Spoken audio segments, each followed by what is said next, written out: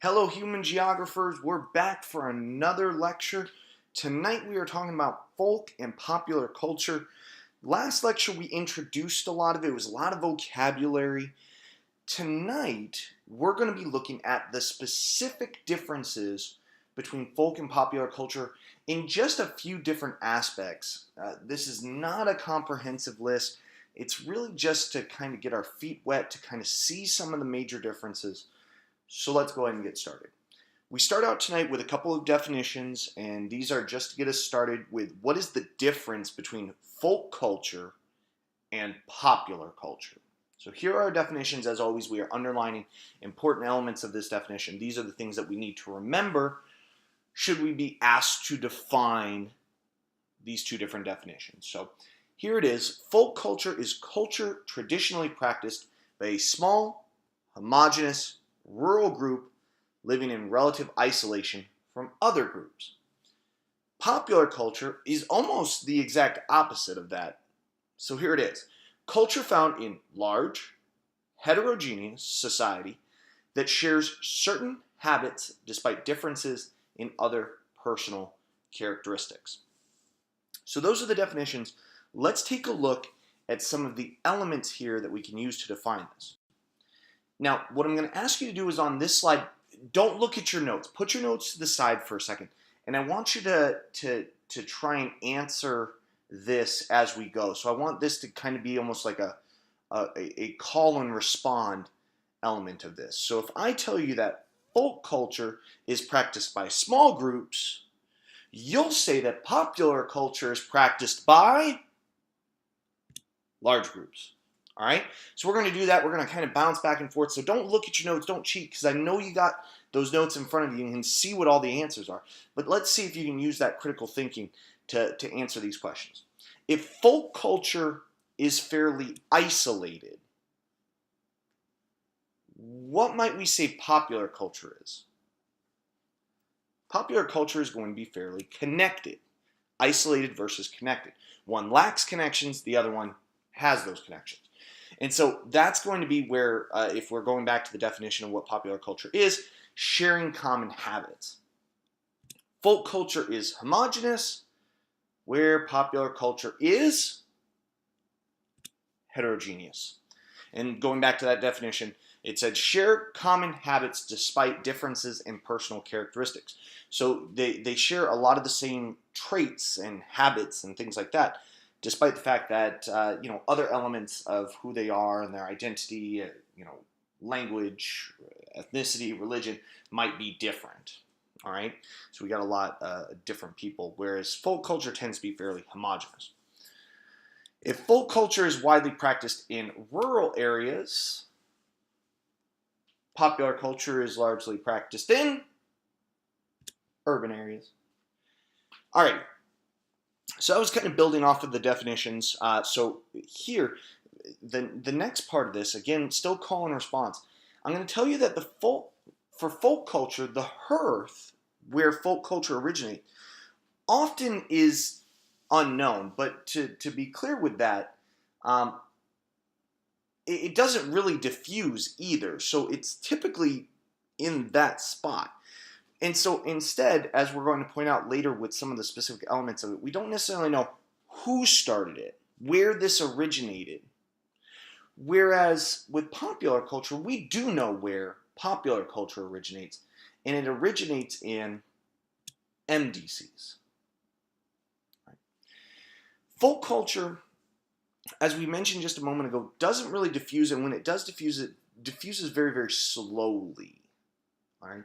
Often a product of relocation diffusion, someone moving and bringing with them their folk culture. There are elements where contagious and hierarchical diffusion can be part of this, especially as we mentioned on the last lecture with the internet. Being able to create a website where your folk language is practiced and preserved, where you share folk tales and things like that.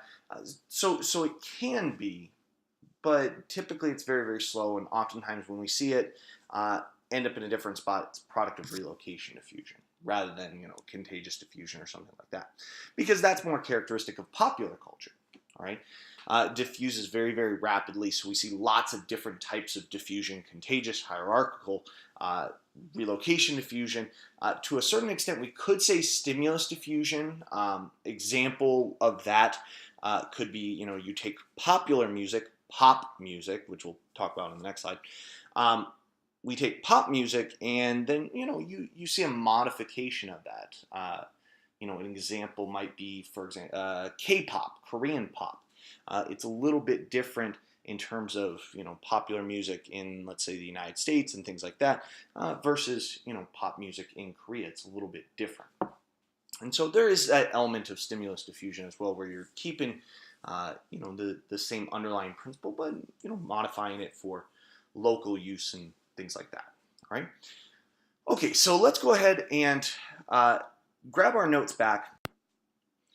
All right, so now let's take a look at the differences between folk culture and popular culture as it relates to several different elements of this. So we'll start with music and kind of compare and contrast these. So folk music, and we're not talking about the genre of popular music that's called folk music, to be very clear. We're talking about music that comes from folk culture. Typically tells a story, it tells a history, it provides a lot of different information about the background there. Very similar to folklore, but a little bit different because now we're talking about music. But it tells a story, it tells a history. There's a lot of information that we gather from that. Whereas on the other side, popular music is the purpose is to make a profit. That's why they're doing it, is to make money. All right, and I'll give you an example, and it is an example that is near and dear to my heart, and that is the anthem, my anthem, "Shake It Off" by T-Swizzle, Taylor Swift. So, as much as you'd like to think that this is a story about how a young woman was able to fight through all the haters, because the haters just hate, but she's gonna shake it off. That's not why she made the song, right? She made the song to make money. And so that's the difference that we have to understand. All right? Folk music is typically, it's anonymous. You don't get a lot of really fancy equipment with it. Whereas popular music, you are going to get that. It's going to be highly technical, a lot of music, a lot of mixing that might go along with it. And it's important to understand here that popular music is created by an individual who then owns the song. And part of the reason why I picked "Shake It Off" is because it is, well, a personal anthem of mine. But it's also because Taylor Swift got sued for it. Somebody sued her for $42 million, saying that line, "Haters Gonna Hate," was actually taken from one of their songs.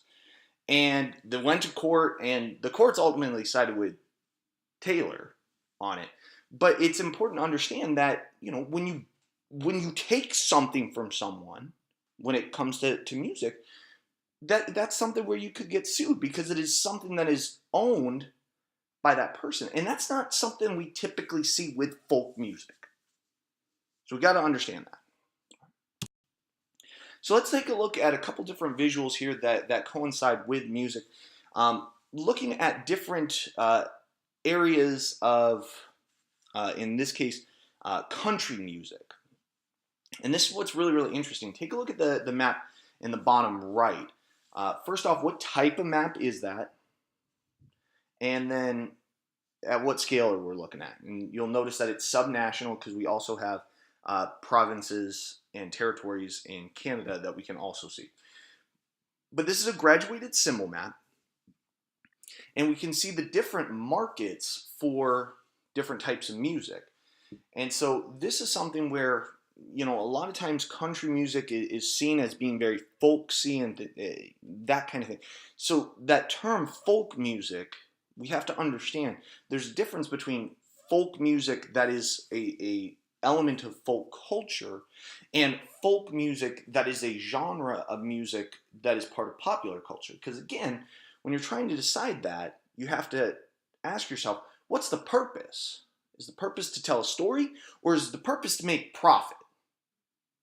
So we gotta be able to differentiate those. So looking at a couple different regions there in the top left, and then a graduated symbol looking at market areas in the bottom right.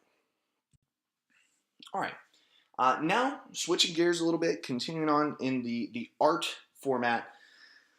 Folk culture, again, in much the same way that folk music, you don't typically have a person who owns it. When it comes to folk art, there's not really an artist. There's someone who's a craftsperson, and that craftsperson might be very, very skilled in what they do. In fact, they typically are. And so it ends up being recognized as art, but that's not why they created it. They didn't create whatever they're building as artwork. It typically was built to serve a particular function, whether that was, as you can see there, like a chest to store something in. It's very, very beautiful. It would be perhaps very ornate if it's being recognized as artwork, but that's not why it was created. It was created to serve a function.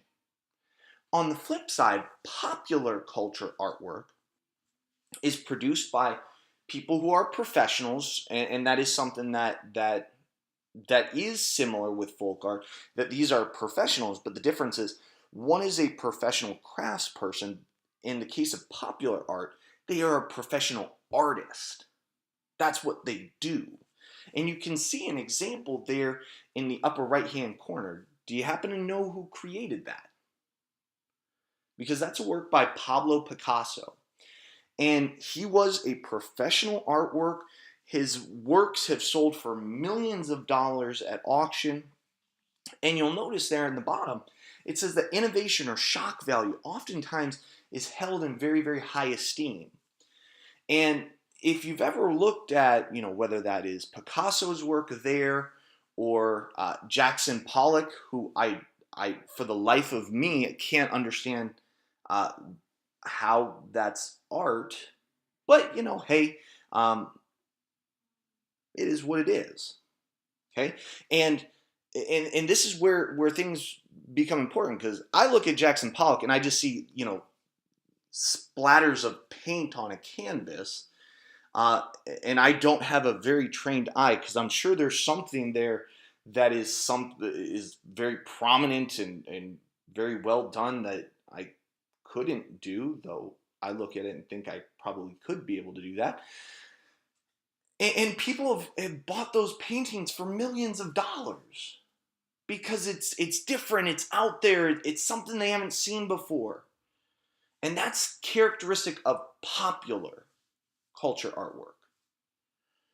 And so now I want to take a look at this is an infographic that talks about the significance of color. And so I tie it in with artwork here. So let's take a look at what they actually mean. This is called Colors Around the World, looking at what colors mean in different parts of the world. And so this looks at the different colors and what those colors tend to mean in different areas of the world.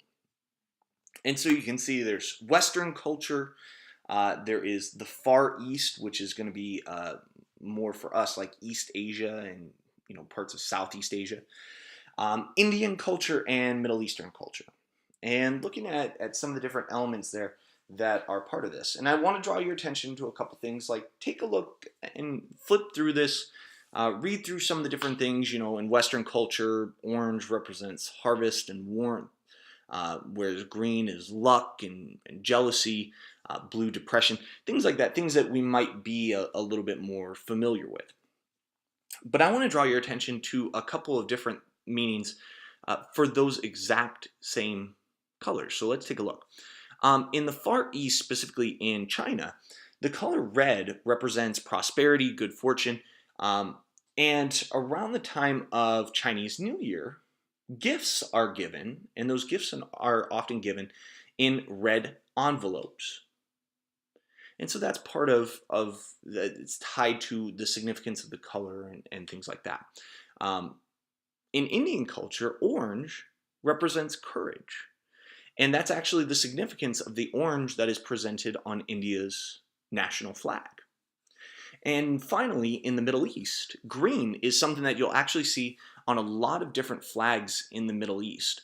Um, a lot of different countries that have very large Muslim populations will have some green represented on their flag or national identity, things like that. And green in the Middle East represents things like strength and fertility and hope. And so it's important to understand these minor cultural differences because they represent different things and represent different important elements for people in different parts of the world. Alrighty, so shifting gears now, we're going to be talking about housing. And with folk housing, it's important to understand that the primary objective, the primary purpose of the house is shelter. Whereas with popular culture, a lot of times it's more about the style, size, the way it's constructed, the way that it's laid out, different things like that. So with folk culture, it's more about the shelter itself. And other elements that are really important here is that they typically can be built without any kind of special training or equipment. It's just building with what you have on hand. So please put a big star next to locally available materials because that's something that's very characteristic of folk culture, especially because they tend to be in rural areas. The environment is really, really, really important for folk culture. And so I want that to be very, very clear. And that's something that we're going to see be kind of a common theme here in the difference between folk culture and popular culture. That folk culture largely relies on the environment and especially the local environment, whereas popular culture does not. Doesn't necessarily need the local environment. All right. Taking on this in Las Vegas, are we building the houses in Las Vegas with timber that was cut down in the Las Vegas Valley? Probably not. No, that timber is being brought in from elsewhere and being constructed by professionals with a style that is, more characteristic of today. And that style varies from, what it might have been in the 1970s.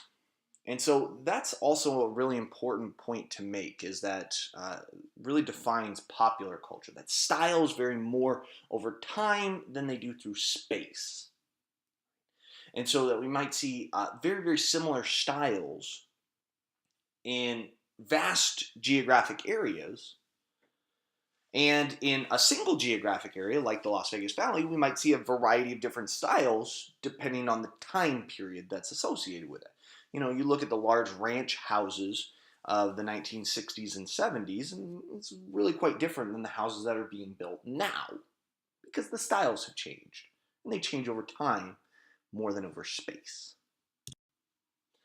So let's take a look at a couple different examples, both coming from our textbook. The one in the top left looks at different folk housing structures in different parts of China. And I want to draw your attention to the top left image from Kashgar, which is right near the border, the Chinese border with Kazakhstan. Now, if you take a look at the structure itself, it actually shares a lot of similarities with structures that we will see in other parts of the Islamic world. Now, if you're like, wait a minute, it's in China. Does China have a very large Muslim population? It doesn't, no. It's only about 2% of the population. It's actually even less than that. 1.8% of China's population self-identifies as Muslim, despite the fact that the country is officially atheist. However, right near the border of Kazakhstan is where most of those Muslims live. It's in the Xinjiang province of Western China, which is where Kashgar is. It's right along the border with Kazakhstan, and Kazakhstan's about 70% Muslim. And so when we take a look at the structure, the folk structure is going to take into account local culture, local traditions, as well as, and it's important to note, locally available materials as well. In the bottom right, we're taking a look more at popular culture housing. And you can see there, this is looking at two different styles. You've got modern, which is the gray, and then you have neo-eclectic, which is the orange. And both of these are different styles ranging over periods of time rather than over geographic space. All right, when we take a look at the Chinese example, the styles vary over space. The popular culture example doesn't even tell us where it is, rather that it just focuses on change over time. And this looks at the diffusion of folk housing in the eastern United States, and this comes from our textbook as well, looking at the different styles, whether you're talking about the New England style, those are the green arrows, whether you're talking about the mid-Atlantic style, which is the pink, as well as the Tidewater style, like right along the coastal parts of Virginia, the Carolinas, and so forth down into the South. So taking a look at this image, we see this is looking at folk housing around the world, and it's specifically looking at the type of material that's used for construction in different parts of the world. Because remember, for folk housing, it's what's locally available. And there's so much information here, but let's start out with the questions that we usually ask. What type of map are we looking at? At what scale are we examining this? And this is a choropleth map at the national scale. Should be also noted that is an interrupted projection as well. And there's so many different things that we could focus on and talk about. So instead, let's just focus on the United States and look at the different building materials that are used in the United States. We can see that most of the United States is this blue-green color that represents logs or lumber, and that's probably not a huge surprise. In the Southwest, we can see that it says earthen construction, right, including sun-dried bricks. And in the Southwest, this is known as adobe. And so that's a good example of using what is locally available. And then finally, we see that strip of red there, and it says sod construction. And this is a great historical example of buildings that were built in the Great Plains region called soddies. And soddies were houses and buildings that were built out of sod bricks, basically like turf and dirt together. And in fact, these pieces of sod were bricks, and they were built there because there weren't trees, there wasn't lumber. And so they used what was available. So they used sod to build these buildings, and they actually became known as soddies. And so that's a great example of using what is locally available. Shifting gears again, we're talking about sports and comparing them between folk and popular culture. Folk culture sports really vary wildly depending on the folk culture that you're specifically talking about. And I include a couple different examples down there. The Shrovetide football one's a really interesting one that dates back to this town in, I believe it's England, where the two halves of the town disagreed about something. I believe they were two different religions. And so they'd come together and have this massive town-wide battle to bang a ball on the wall of the church that was for the other side of the town. And everyone was there, and basically the only rule was you can't kill anyone. And so just to drive home the point that it varies dramatically from place to place. Whereas popular culture sports can be fairly widespread. And a lot of times we can see popular culture sports being borrowed from folk culture sports. Lacrosse began as a Native American game in the northeastern part of the United States, and it's still widely played there. But it's become, a popular culture game as well. And so we can take a look here. Again, this is a choropleth map, national scale, looking at national sports and the sports that are most popular by country. And you can see there that most of the world is playing soccer, football, which probably doesn't surprise many of us. But on here, a couple different examples: the United States, as well as several other countries in the Americas, as well as, should be noted, Japan. National sport is baseball. In Canada and Finland, it's hockey. In Australia and Pakistan, India, Bangladesh, it's cricket. China, it's table tennis. Mongolia, it's wrestling. Cambodia and Laos, it is kickboxing. New Zealand, rugby. So there, a lot of different examples around the world of national sports, and they can be especially widespread. And so that's something that's a great example to compare. Alrighty, continuing on talking about clothing. Again, a lot of times with folk clothing, as with other elements of folk culture, it's largely influenced by the local environment, though a lot of times there's cultural heritage or cultural pride that's built into why people wear what they wear. So a lot of times there's historical significance and cultural significance to the attire that people may wear in a particular area. Whereas in popular culture, a lot of times it's associated with someone's occupation. In fact, even in the United States, you'll hear terms like blue collar and white collar, which reference clothing, but refer to different groups of people and the occupation that they have. And so that's a really good example to talk about kind of the difference in significance here, the difference between blue collar, which tends to be more working class, working with your hands.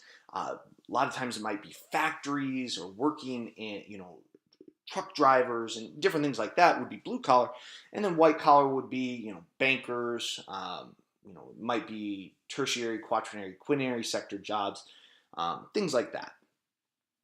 And so very, very different. And notice again that the popular culture clothing, it says down there at the bottom, varies more over time than over space. Same as what we mentioned with housing. And that's something that is characteristic of just about everything. If we went back to music and talked about Taylor Swift, she's going to be gone soon. She's not going to be popular forever. Obviously, Shake It Off is going to be with us forever. But it changes more over time than it does by space.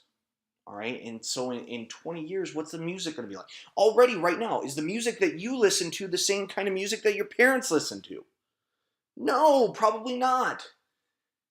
And so that's an important distinction to bring back, is that just about everything with popular culture changes more over time than through space. Whereas with folk culture, a lot of times it's tied to the local environment. Clothing, no different. All right. So now talking about folk culture beliefs, we've got some of these different examples, and very similar to music, a lot of times they tell a story. They are passed down orally. A lot of times they answer questions that come up. How did this exist? And so we've got these different examples. Whereas, again, on the popular culture side, some of these characteristics vary more over time. You can see some of the beliefs today vary over time than they do by space. And so some of the ones that are especially prominent today, the democratic process, free market economies or capitalism, individualism, private property, the nuclear family as opposed to the extended family, the weekend being an important element in people's lives and things like that. And so these are just some of the things. So let's take a look at some folk culture beliefs and how it impacts people's lives. So let's take a look at the answer when people from Switzerland were asked, where do babies come from? Now, before we look at the answers themselves, a couple of things. What type of map are we looking at here? And hopefully you're a little conflicted because you're like, well, there's different colors that represent different answers. That tells me it's a choropleth map. But there are dots, and the dots are point data to a specific location. So that would say dot distribution. You're right on both accounts. It's actually a combination choropleth dot distribution map. So here are some of the answers when people from Switzerland were asked, where do babies come from? Well, they're purchased at the store. They're brought by monks of the forest or hermits. They come from the church, chapel, or monastery. They come from cabbages and pumpkins. They're found in hollow trees and logs. And then they're brought by the good old-fashioned stork. So I want to draw your attention to a couple things. We're going to ask some geographic questions with some of these unique answers. Hey, take a look at where the clustering of monks of the forest are located. Those green dots are kind of clustered in the southwest part of the country. And so people, when asked, where do babies come from, responded with, they're brought by monks of the forest. And it's largely clustered in the southwest part of the country. So what do you think is found in the southwest part of the country? And I would guess there's probably a forest there. Now, I've been asked this in the past, and I don't think there's any connection. But the people who say that babies come from cabbages and pumpkins, somebody asked me once, is that where Cabbage Patch Kids come from? And I don't think so. I've looked it up, and I haven't found any direct connection to this Swiss belief that kids come from cabbages, and that's where Cabbage Patch Kids come from. But maybe it's possible. All right.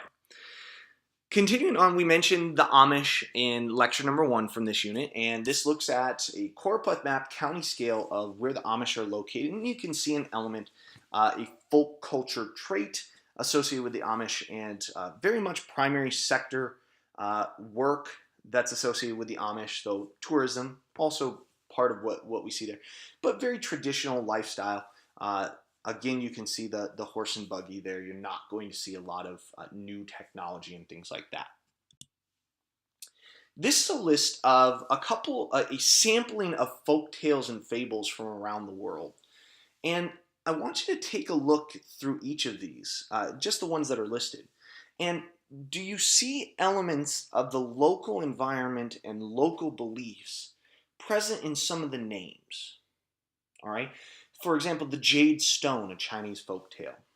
Why the Sky is Far Away, a Nigerian folktale. Remember that a lot of times these beliefs are answers to questions that people have. So why is the sky far away? Well, let us tell you a tale about that.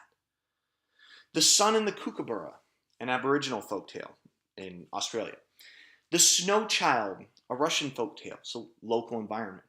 How the Stars Fell into the Sky, a Navajo legend. How night came from the sea. These are answers to questions that maybe kids and people in that society have. And they're folk tales that respond to these. Last thing that we're going to look at with regards to the difference between folk and popular culture is food. All right. Again, with folk culture, the food is often influenced by the local environment. So, for example, in Asia, where the environment is more damp, higher levels of precipitation, more mild temperatures, we tend to see a lot more rice. In areas where it is cooler, less precipitation, it's more dry, we tend to see wheat. So the ability to eat certain things is largely driven by the climate in these local areas. So that's really important, because is our local climate impacting what we eat? Here in Las Vegas, do we only eat what we can locally grow? Well, no. We get crops that come in from many different places. That wouldn't necessarily be the case when it comes to folk culture. And so when popular culture, a lot of times, again, we see fads and trends that will pop up from time to time. And right now, one of those trends is a trend toward two different types of foods, and those are snack foods and alcohol. So we could take a look at, in this case, a choropleth map, subnational scale, looking at, in this case, alcohol consumption, specifically beer consumed annually per capita. So this is gallons of beer consumed per person by subnational units, states and provinces and territories in Anglo-America. And every year, the thing that kind of catches everyone's attention is Nevada. 34 gallons of beer per person on an annual basis. Now, one of the questions that I always have, because I'm a little, I'm not skeptical of this. I trust the data because I think that is probably true for Nevada. But I am skeptical of one big element of this, and if you're asking, well, why? The question I have is, does the fact that Las Vegas is a tourism capital, the Strip a lot of times is associated with consuming alcohol, does that influence this? Because is this just looking at amount that is consumed in the state? Or is this amount that is consumed per resident of the state?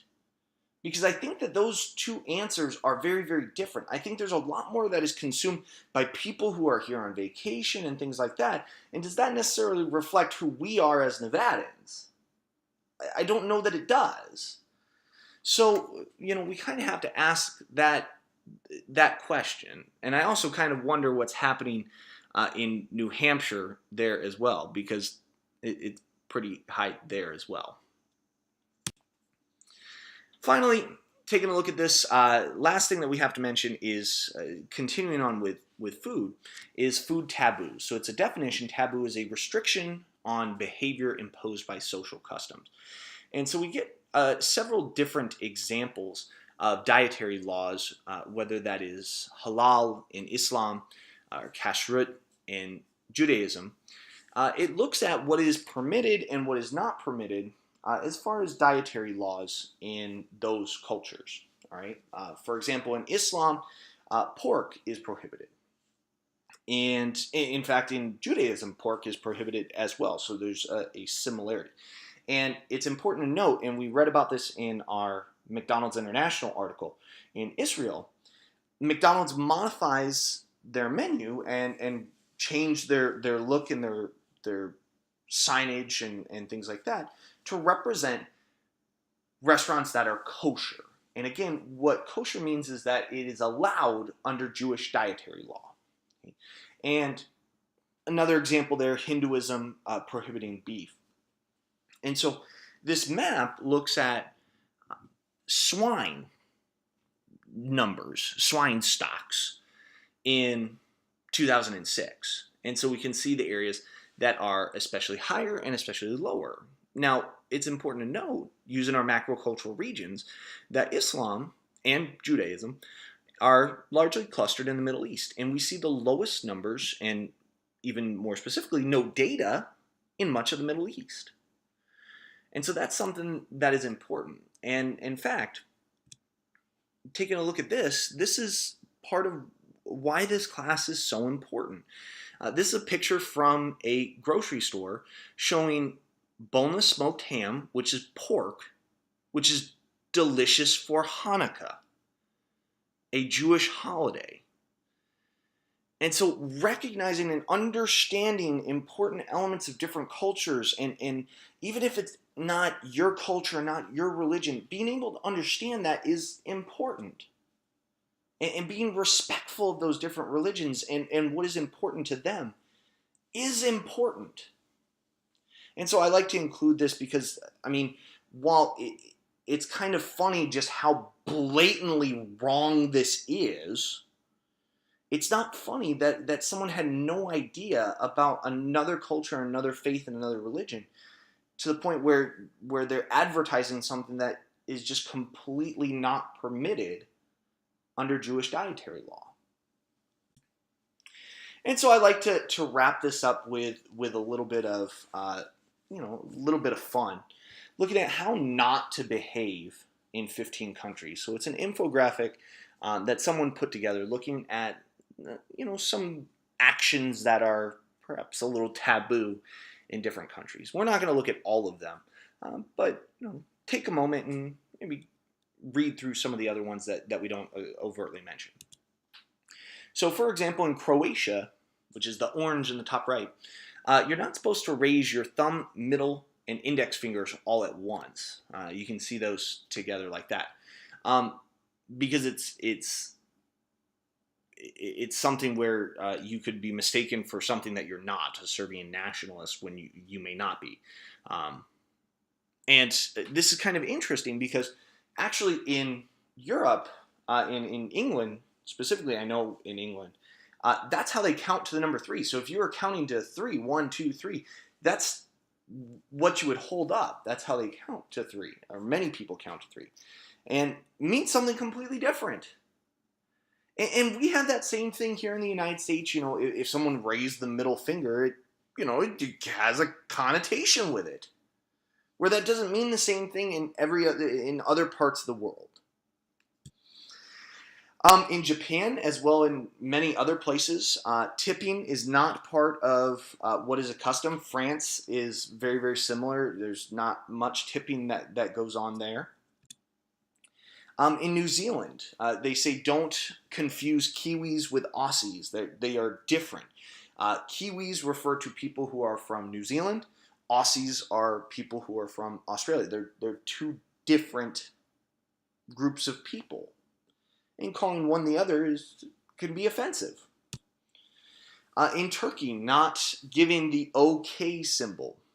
You can see that, putting your thumb and index finger together and doing that is considered obscene. In Germany, you're actually not supposed to wish someone a happy birthday before their actual birthday. The superstition goes that if you were to do that, someone could die before their birthday. That's the belief, is that if you wish them a happy birthday, they won't make it to their birthday, which I think would be like the meanest thing in the world. If you're like, hey, happy birthday. And you're like, oh, did you just tell me to die before my birthday? I don't think that anyone would intentionally do that, because that would be really mean. But that's the superstition. You wish somebody a happy birthday before the actual day. So, just a little bit of fun, and obviously there's some more that are in there, but I just picked a sampling of some of them. All right, wrapping up, a couple of last minute things that aren't super important, but are kind of interesting. Again, still talking about food. Here in the World Cup, Krispy Kreme released several different donuts in 2014 representing different countries that were in the World Cup for soccer. And it was only released in Japan, and I actually had no idea about this. A former student told me about this, and we pulled it up in the middle of class, and sure enough, there they were. Tiramisu from Italy, creme brulee from France, mango passion from Brazil, and green tea from Japan. So a lot of different examples up there. So just something kind of interesting. I always ask students when we do this portion of the lecture, how many of you would have gone to Krispy Kreme and bought a half dozen donuts just to try each one of these? Because I know I would have if it had been available here in the States. I would have. And finally, different movies will even incorporate different dietary, different elements of food culture. In the movie Inside Out, which is a wonderful film from the people at Disney and Pixar, Riley, in the U.S. version, the little girl's name was Riley. In the U.S. version, she hated broccoli. Hey, her dad's trying to feed her broccoli. No, I don't want broccoli. But in the Japanese version of the film, dad's feeding her green bell peppers. Because in Japanese culture, it serves the same kind of meaning. And so these are just some fun little examples to look at, whether it is food or symbols, to understand the differences in different cultures and how they might be represented in just very subtle ways in our society. And that's why culture is such a neat aspect to talk about. There's so many things that we could talk about, but this is just a sampling, and I know this lecture has gotten kind of long, so we'll end there for tonight. Have a wonderful evening, everyone, and I'll see you back in class.